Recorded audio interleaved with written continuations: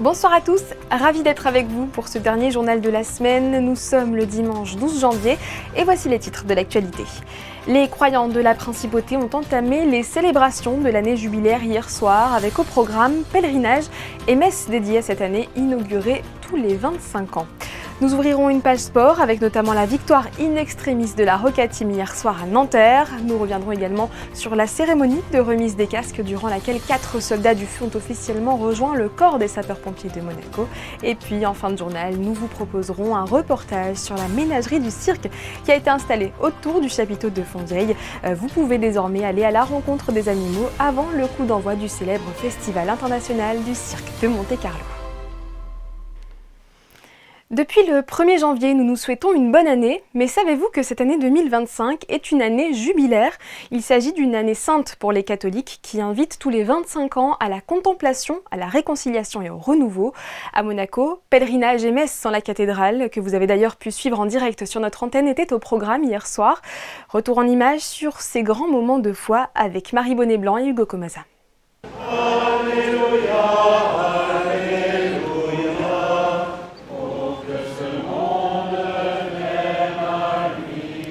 L'ouverture du jubilé de l'année 2025 a commencé par un pèlerinage.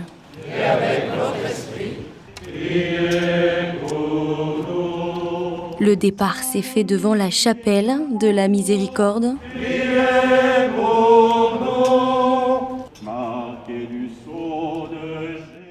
Une étape devant le palais princier, une marche suivie par plusieurs fidèles à travers les rues de la Principauté. Pour que ce monde vienne à lui. Elle s'est terminée devant la cathédrale où a pu avoir lieu cette célèbre messe. Car le Seigneur est avec toi. Le Seigneur soit avec vous.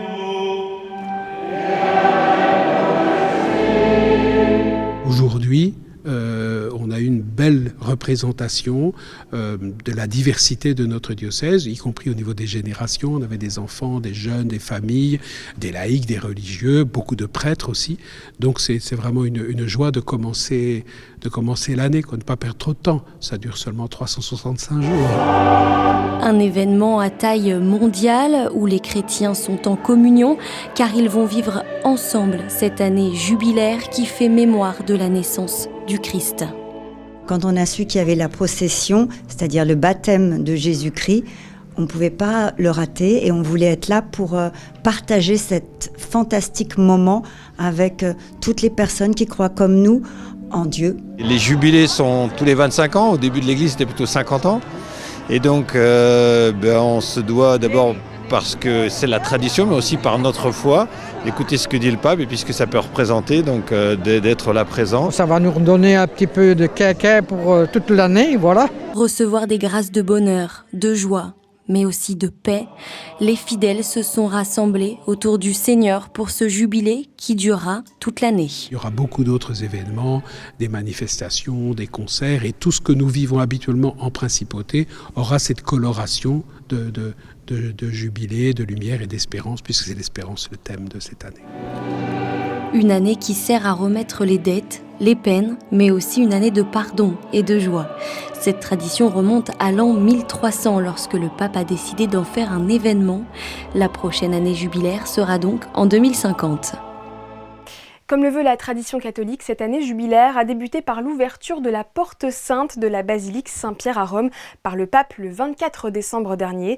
Pendant un an, les pèlerins du monde entier pourront la passer afin de recevoir le pardon de leurs péchés. D'ailleurs, un déplacement est organisé dans la capitale italienne du 25 au 30 octobre. Les inscriptions seront prochainement ouvertes sur le site du diocèse. En parallèle, vous avez été nombreux à admirer le spectacle de drones dans le ciel de la Principauté hier soir. Un show exceptionnel offert par la Monte-Carlo Société des Bains de Mer et son partenaire, le fabricant de machines à sous Aristocrat Gaming. 500 drones ont formé des tableaux aux couleurs des jeux afin de célébrer l'arrivée en avant-première européenne des 8 machines à sous Phoenix Link dans le Casino Café de Paris. En sport, après s'être incliné face à Barcelone en Euroleague, la Roca Team a renoué avec la victoire en championnat hier à Nanterre en s'imposant 73-81.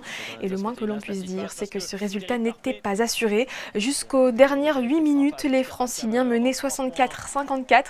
Mais après un temps mort et un petit coup de pression du coach, les hommes de Vassilis Spanoulis, emmenés par Mathieu Strazel, ont repris le match en main. Une rencontre durant laquelle Elio Kobo a eu un geste d'humeur envers le corps arbitral.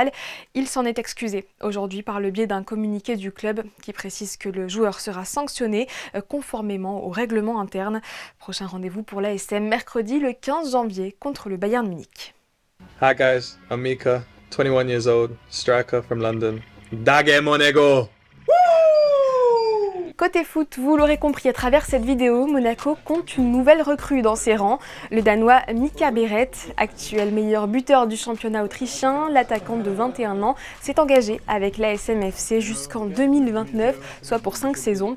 Le joueur portera le numéro 14 et aura pour mission de soulager les deux attaquants valides au moment où le club de la Principauté s'apprête à disputer une série de 12 matchs en 6 semaines. Alors que nous attaquons 2025, l'heure est au bilan touristique de l'année 2024 et particulièrement de la période des fêtes que nous venons de traverser. Qui sont les vacanciers venus nous visiter? Étaient-ils plus nombreux que d'habitude? Pour répondre à ces questions, le directeur du tourisme et des congrès Guy Antonielli était l'invité de Fabien Bonilla. Cette semaine, voici leur entretien. Guy Antonielli, bonsoir. Bonsoir Fabien. Peut-on déjà faire un bilan sur ces fêtes de fin d'année en Principauté en baladant au marché de Noël ou sur la place du Casino par exemple? J'ai eu l'impression qu'il y avait eu du monde, je me trompe?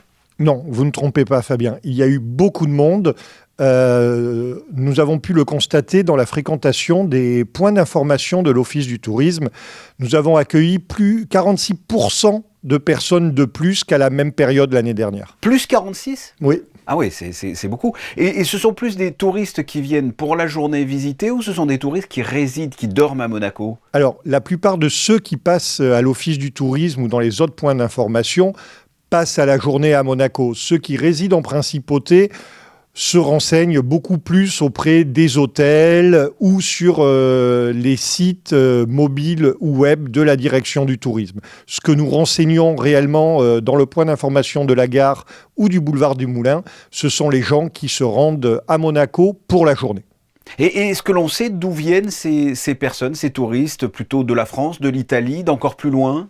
Alors, vous les avez cités, Fabien, Français, Italiens sont toujours présents lors des fêtes de fin d'année, mais des clientèles qui viennent de beaucoup plus loin étaient là également. La première clientèle renseignée à l'Office du tourisme au mois de décembre, c'était les Chinois. D'accord. Chinois que nous ne voyons pas pour l'instant dans nos hôtels, mais qui donc étaient présents sur la Côte d'Azur. Et cette attractivité prononcée de la Principauté va définir notamment nos actions pour 2025 sur les marchés asiatiques. Avant de parler de 2025, est-ce que 2024 a été un bon cru ? Alors 2024 dans l'ensemble est un très bon cru. On attend de pouvoir compiler les chiffres définitifs. Nous savons déjà que décembre est bien meilleur que l'année dernière pour les hôtels. Nous sommes à 44% d'occupation contre 36% en 2023 sur les mêmes prix moyens de chambre, mais une fréquentation qui a progressé essentiellement dans la première quinzaine grâce au tourisme d'affaires principalement. Les fêtes de fin d'année, Noël un peu en retrait par rapport à 2023, essentiellement en raison d'une clientèle italienne un peu en retrait par rapport à l'année dernière, mais un retrait par rapport à une progression forte en 2023. Donc nous revenons dans des niveaux habituels et un réveillon au même niveau que l'année dernière. Donc oui, nous concluons une année de très belle facture. Quelles sont les perspectives d'avenir? Qu'est-ce que tu vois dans ta boule de cristal? Si j'avais la boule de cristal, ce serait beaucoup plus simple. Ce que nous voyons, c'est un marché du Moyen-Orient qui reste très attiré par la Principauté et surtout nos correspondants américains qui nous font part de réservations qui arrivent plus vite que les autres années et qui s'étalent plus longtemps dans l'année. Bien évidemment, cette fréquentation américaine est supportée par les ouvertures de lignes directes vers les États-Unis à l'aéroport Nice-Côte d'Azur. Et que fait la DTC? Quelles sont vos stratégies pour l'avenir? On a parlé par exemple de la clientèle chinoise. Qu'est-ce que vous faites? Alors vous savez que la DTC a 7 bureaux dans le monde pour couvrir l'ensemble des marchés importants pour Monaco. Nous continuons à faire du marketing sur Monaco. Nous avons, notamment en Chine, nous en avons parlé, un mini site web sur Ctrip, qui est un des principaux vendeurs en Chine. Nous participons à des salons. Nous allons remettre Monaco à l'honneur sur Times Square, comme ça a été fait par le passé. La campagne est actuellement diffusée sur Times Square et le sera tout au long de l'année. Et beaucoup d'actions à venir. Vous le savez, la DTC, c'est quasiment 7 actions par semaine dans le monde. Écoutez, Guy Antonielli, merci d'avoir répondu à mes questions concernant notamment le tourisme en cette fin d'année et puis ses perspectives d'avenir. Merci beaucoup. Merci Fabien, bonne soirée. Cela fait partie des temps forts de la semaine. Le corps des sapeurs-pompiers a officiellement intégré ses 4 nouvelles recrues avec la traditionnelle cérémonie de remise de casque. Celle-ci a eu lieu en présence de leurs collègues, de leurs familles et du ministre de l'Intérieur Lionel Beffre, Alban Gingembre, Alexandra Marangoni et Clélia Renaud. Sapeur Romain Richard, casque remis par le sergent Benjamin Bosque.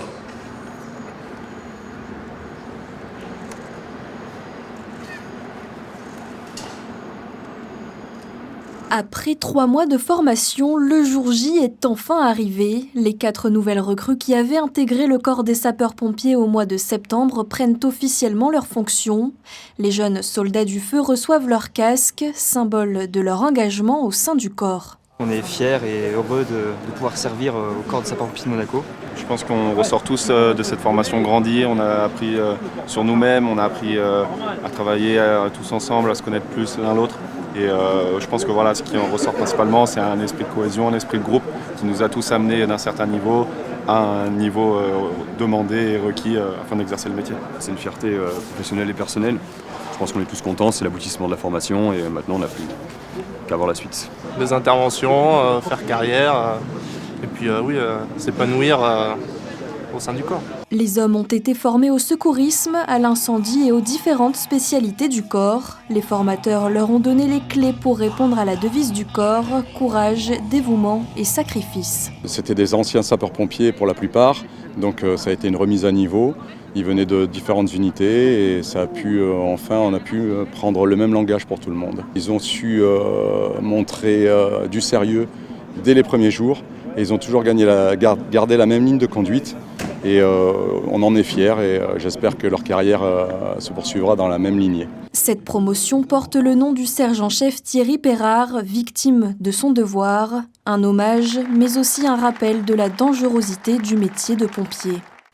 Comme à chaque mois de janvier, la mairie divulgue les chiffres de l'état civil pour l'année écoulée. Résultat, en 2024, les naissances, les décès et les mariages sont en baisse. Seule légère augmentation constatée par rapport à 2023, le nombre de divorces. Je vous propose d'écouter au sujet de ces tendances Nadia Lorenzi. Les naissances sont en baisse en 2024 puisqu'on passe de 721 naissances contre 804 en 2023. Je tiens à préciser qu'il y a eu plus de naissances de garçons puisqu'il y a eu 399 garçons et 322 naissances de filles.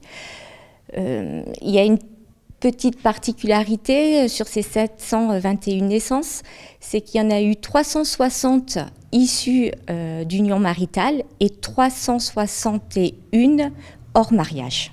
Il y a eu 176 mariages contre 194 en 2023. Ça fait 18 mariages en moins qui a été célébrés en mairie. C'est une tendance qui se constate déjà depuis plusieurs années ? Alors on peut dire que oui, parce que en 2022 par exemple, il y a eu 191 mariages. En 2023, donc comme je l'ai dit précédemment, il y en a eu 194 et en 2024 176. Donc il y a vraiment une baisse significative des mariages. Mais je ne peux pas vous expliquer les raisons pour lesquelles c'est en baisse, parce que la mairie, en fait, on recense les déclarations. On recense le nombre de mariages qu'on célèbre, mais c'est plutôt le rôle de l'INSEE. Concernant les prénoms les plus attribués, la première place du podium revient à Rose pour les filles et Jules pour les garçons. Des petits qui dans quelques jours auront les yeux remplis d'étoiles sous le chapiteau de Fontvieille. Le coup d'envoi de la 47e édition du Festival international du cirque de Monte-Carlo sera donné vendredi. Depuis le début de la semaine, les artistes venus du monde entier s'entraînent avec leurs animaux. Et pour accueillir comme il se doit les éléphants, les chevaux ou les girafes, vous l'imaginez bien, il faut une sacrée logistique. Le sujet est signé Alban Gingembre et Camille Caloni. À une semaine de sa première représentation, le Festival international du cirque de Monte-Carlo accueille la ménagerie autour du chapiteau. 39 animaux au total. Ici, les chevaux sont déjà installés dans leurs écuries. Ça, c'est une race qui s'appelle Akalteke du Turkménistan. C'est des chevaux très très rares. Vous voyez la beauté, la peau, la tête et tout, c'est vraiment super. C'est toute une logistique.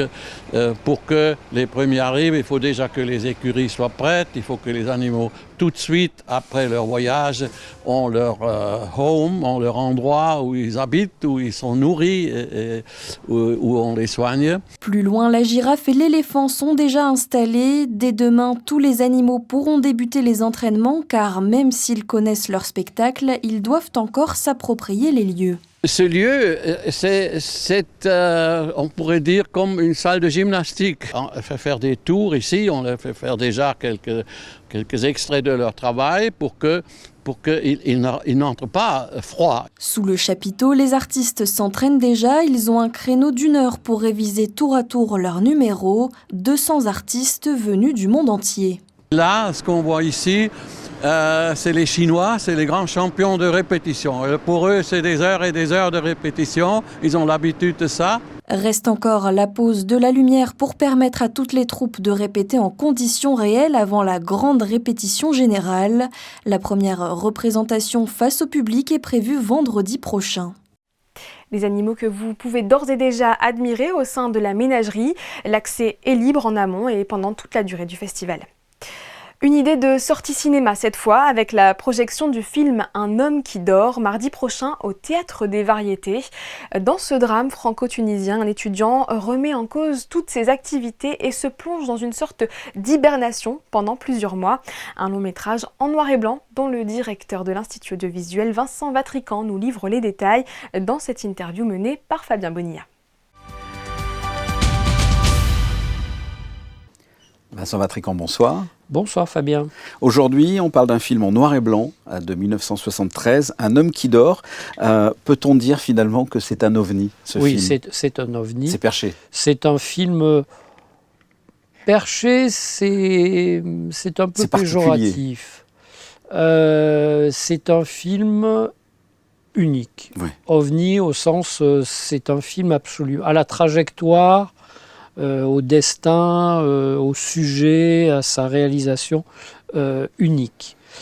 C'est un film qui est co-réalisé par Georges Perec, l'écrivain, c'est ça, et Bernard Kézanne. Alors, le film s'appuie sur l'écrit, la nouvelle de Georges Perec. Oui, parce que c'est dans le cadre de l'écrit à l'écran. Oui, c'est tout à fait, j'allais oublier de le dire. C'est dans le cadre du partenariat avec l'Alliance française, donc de l'écrit à l'écran. Chaque année, on essaye de trouver un roman, un ouvrage porté à l'écran et essayer d'expliquer et d'accompagner cette projection par le cinéaste, par un acteur, par un critique. Voilà. Donc le film s'appuie sur la nouvelle que Perec a écrite en 1967, l'histoire d'un jeune homme étudiant qui, comment le dire, fait le choix de se mettre en marge de la société. Il est en pleine crise intérieure, en fait. Il est en pleine crise intérieure. Quelques années plus tard, son ami Bernard Kézanne décide de le porter à l'écran, donc ils y réfléchissent ensemble, mais évidemment, mai 68 est passé par là. Donc, évidemment, le texte et le film vont prendre une coloration différente. C'est un homme, un étudiant qui se met en marge de la société de consommation. Et contrairement au titre, c'est pas un homme qui dort pendant 1h30 quand même. Non. Rassurez-moi. Non, mais évidemment, ça peut être une manière de dire que cet homme, finalement, refusant la société de consommation, finalement, est dans une forme de léthargie, il vit au ralenti, il ne fait et n'exécute que les tâches vitales d'une journée. Alors, là où le film, parce que résumé comme ça, on se pose la question, mais que voit-on ? Oui. C'est un film qui fait le choix du sans parole. Il n'y a aucune parole dans le film. Et un acteur principal. Et un acteur principal, Jacques Spicer, qui interprète cet étudiant. Mais le texte existe quand même, et il vient par-dessus les images. Le texte, qui est littéralement le texte de Georges Perec. C'est une narration ? À la deuxième personne, et la voix de quelqu'un qui essaye d'expliquer l'état dans lequel ce jeune homme se trouve. Donc c'est un film qui est vraiment très bien pensé et articulé, quand bien même voilà, il échappe au canon traditionnel de la narration de cinéma. Allons voir donc un homme qui dort. Prix Jean Vigo, 74. Absolument. Merci Vincent. Merci Fabien. Tu as 25 ans et 29 dents. 3 chemises et 8 chaussettes. 500 francs par mois pour survivre. Et si vous avez été intrigué, notez bien dans vos agendas, mardi 14 janvier à 19h. C'est la fin de cette édition, merci à tous de l'avoir suivi. Tout de suite, votre météo, présentée par Marie Bonnet-Blanc. Et puis, ne manquez pas demain le nouveau podcast Monaco Info. À son micro, Geneviève Berthy a reçu Sylvie Biancheri. Un défi de taille attend la directrice générale du Grimaldi Forum avec l'extension récente du centre de congrès. À découvrir donc ce lundi, où vous retrouverez à la présentation de votre 19h Émilie Rousseau. Je vous souhaite de passer une belle soirée sur Monaco Info et vous donne rendez-vous pour ma part vendredi prochain.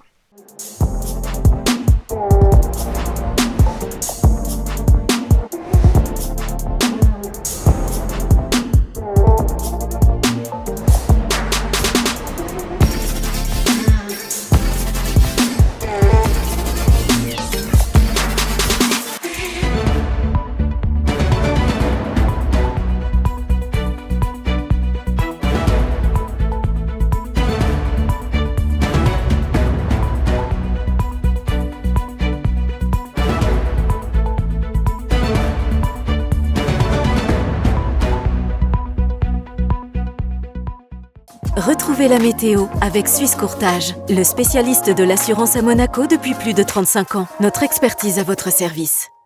Bonsoir à tous, on se retrouve pour la météo de demain. La semaine commencera sous un magnifique soleil avec un ciel dégagé. Côté température, elles resteront fraîches. Il fera 6 degrés dans la matinée, puis dans l'après-midi, il fera seulement 12 degrés. Et demain, nous souhaiterons une très belle fête à toutes les Yvettes. Et puis en ce 13 janvier, c'est la journée sans pantalon, célébrée surtout dans les pays anglophones. Cette fête n'a pas vraiment de revendication, si ce n'est que d'apporter un petit peu de gaieté. C'est ce côté décomplexé qui fait le charme de l'événement. C'était la météo avec Suisse Courtage, le spécialiste de l'assurance à Monaco depuis plus de 35 ans. Notre expertise à votre service.